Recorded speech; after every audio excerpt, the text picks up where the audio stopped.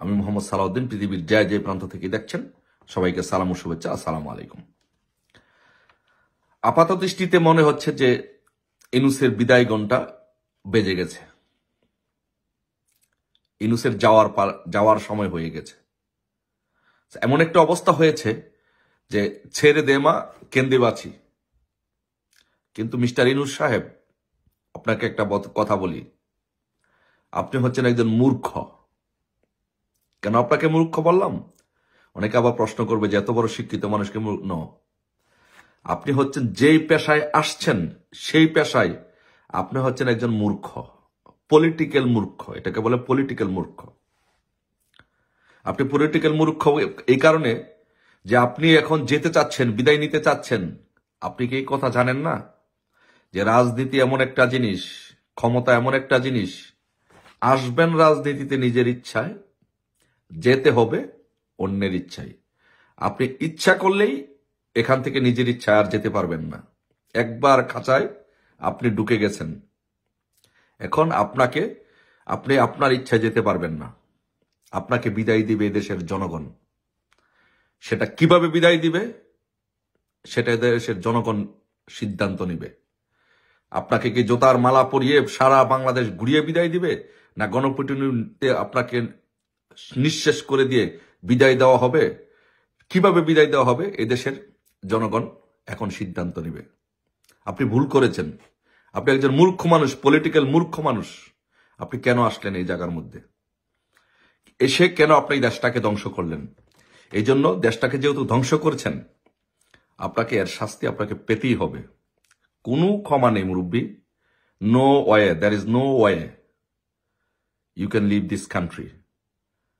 আপনাকে you must be punished.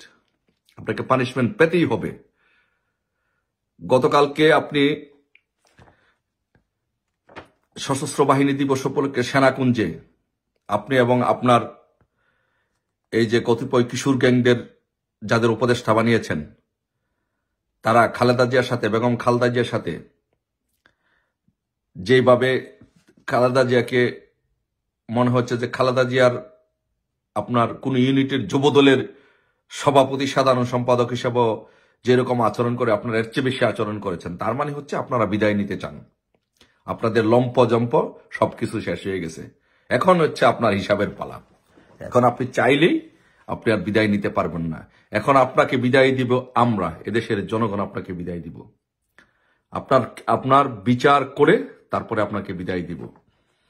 আপনি চাইলেই এদেশে, আপনি কি মনে করছেন কি আপনি নির্বাচন করবেন, নির্বাচন করে বিএনপির কাছে ক্ষমতা হস্তান্তর করে আপনি চলে যাবেন সেফ এক্সিট নিয়ে? No no no no, there is no way brother. It doesn't work like that. এভাবে কাজ করে না। আপনার অধীনে বাংলাদেশের মাটিতে কোনো নির্বাচন হবে না। বাংলাদেশ আওয়ামী লীগ আপনার অধীনে কোনো নির্বাচনে যাবে না। আপনার অধীনে কিসে নির্বাচন? আপনি এদেশের স্বৈর শাসক, আপনি এদেশের দখলদার, আপনি এদেশের শান্তি বিনষ্টকারী, আপনি এদেশের গণতন্ত্র হত্যাকারী, আপনি মানুষ হত্যাকারী, আপনি পুলিশ হত্যাকারী, আপনি গণহত্যাকারী, ছাত্র হত্যাকারী। আপনার অধীনে কিসে নির্বাচন? আপনার অধীনে কোনো নির্বাচন হবে না। আপনাকে আমি কেন পলিটিক্যাল মূর্খ বললাম? আপনি এটা রিসার্চ করেন পরে। এখন তো লম্পজম্প করছেন, এখন বুঝবেন না। আপনি আমার পলিটিক্যালি আমার ছাত্র তো আপনি কখনই হতে পারবেন না। আপনি আমার ছোট ভাই ছাত্রলীগের যে সেক্রেটারি নাজমুল, অথবা সোহাগ, জাকির, রাব্বানি, অথবা সর্বশেষ যে সাদ্দাম ইরান, তাদের ছাত্র আপনি হওয়ার যোগ্যতা রাখেন না। পলিটিক্যালি বলছি, politically. This is a long way to go. You need a lot of experience brother. So আপনি না জেনে শুনে বিষ পান করেছেন। এখন আপনাকে যন্ত্রণা সহ্য করতে হবে। আপনার অধীনে বাংলাদেশে কোনো নির্বাচন হবে না। আপনি যেতে চাইলেও আপনাকে বিচার না করে বাংলাদেশ থেকে দেওয়া হবে না। প্রথম আপনার বিচার করা হবে আপনি কতজন এই ক্ষমতায় আসার জন্য হিলারি ক্লিন্টন ফাউন্ডেশনের টাকা দিয়ে মার্কিন অ্যাডমিনিস্ট্রেশনকে ম্যানেজ করে, বাংলাদেশের সেনাবাহিনীকে ম্যানেজ করে সরকার উৎখাত করার জন্য আপনি বাংলাদেশে কতজন ছাত্র হত্যা করেছেন।